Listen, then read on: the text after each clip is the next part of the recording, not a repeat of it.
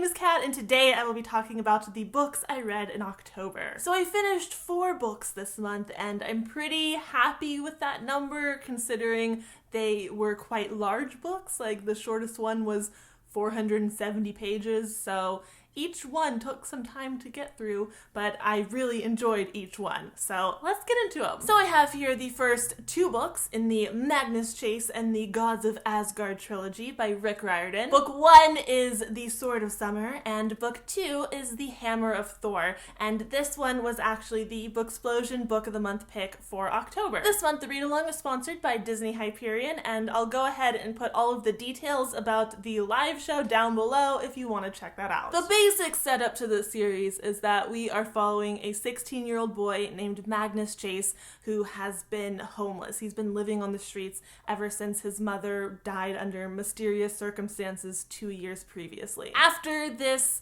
let's call it a life-altering experience, Magnus discovers that he is actually the son of a Norse god, and he gets pulled into this new world, and from there you have shenanigans and questing and, trying to stop the apocalypse. So, the usual. I had so much fun reading these books. Both of them were so enjoyable and clever and hilarious. Magnus Chase is a fantastic main character, and the cast of characters surrounding him are all equally great. They all have their own personalities and struggles, and one thing that I especially noticed and appreciated with this series is that there's a lot of diverse representation. There's a major character who is Muslim, there's another major character who is deaf, and in the second book we are introduced to a character who is transgender and gender fluid. It was just so interesting and refreshing to see all of these different perspectives. And like with all of Rick Riordan's books,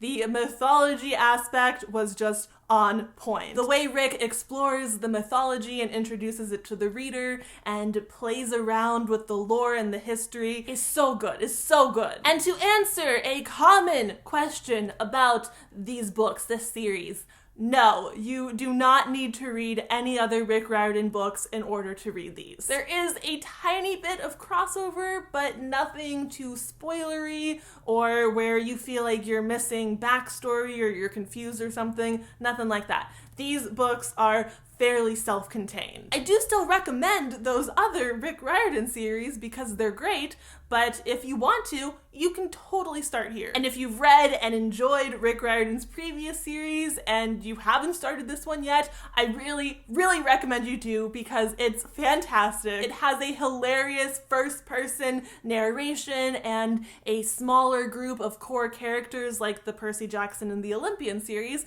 but the characters are older and the story is more epic in scope like the Heroes of Olympus series. It's basically blending the best elements of those 2 series, and it's awesome. Highly recommended. Next up, I just want to briefly mention this one. It is Carve the Mark by Veronica Roth. Obviously, I have here an advanced reader copy that I received from the publisher because the book is actually not out until January. And that's part of the reason why this is only a brief mention, but also because I'm going to do a spoiler-free review all about this book. I have many thoughts I would like to share about this book, and just explaining the setup would take a while because it's a little bit complex. So yes, I will be doing a video all about this very soon. I will say that I flew through this 500-page book in 2 days, and I really enjoyed it. And that's all you're getting for now, but soon. More soon. And finally, I have here Morning Star by Pierce Brown. This is the 3rd and final book of the Red Rising trilogy. I'm not going to get into the synopsis at all in this video because I did full video reviews for both Red Rising and Golden Sun books 1 and 2, so I will link those down below. I don't think I'm going to be doing a full spoilery review for this book.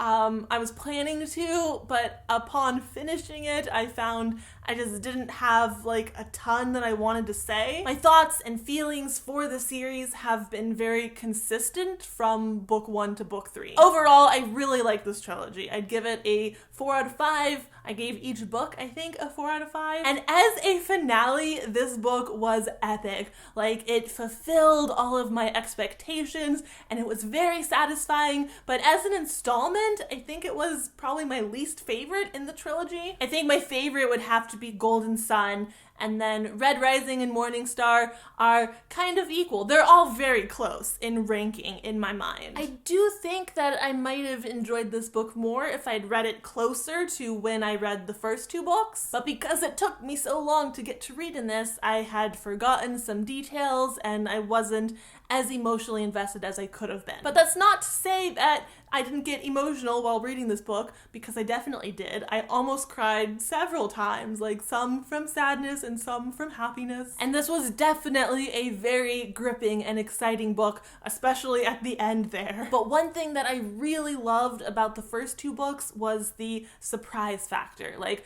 I never knew what to expect, I never knew what was gonna happen. And while I definitely wouldn't call this book predictable, I didn't feel like it quite packed the same shock punch that the other 2 did. And there was at least one significant surprise that I didn't quite feel was earned, because the main character was keeping something from the reader, and in first person, that's kind of a risky game to play. And much like I felt with the other 2 books, there were some parts in this one that I had trouble visualizing and like wrapping my head around. On the flip side though, there were some scenes that were so beautifully written and so quotable, but that wasn't maintained throughout. Like, there were some parts that were confusing and parts that were just overly verbose. Overall, I think epic is a good word to describe this series. Like, the world building and storyline were so clever and awesome. There is a lot to love about this trilogy, but for me personally,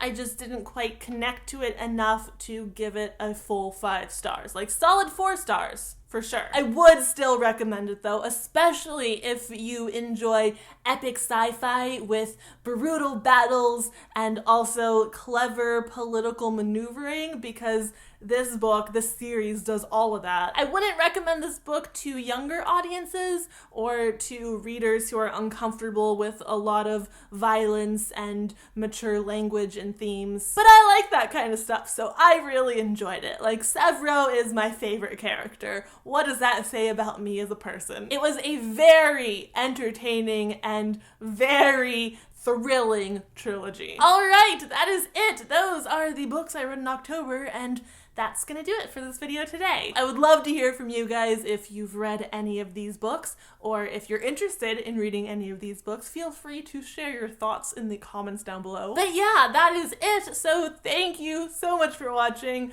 I hope you enjoyed this video. I hope you have a great night, and I will have another video soon, so I will see you then. Goodbye!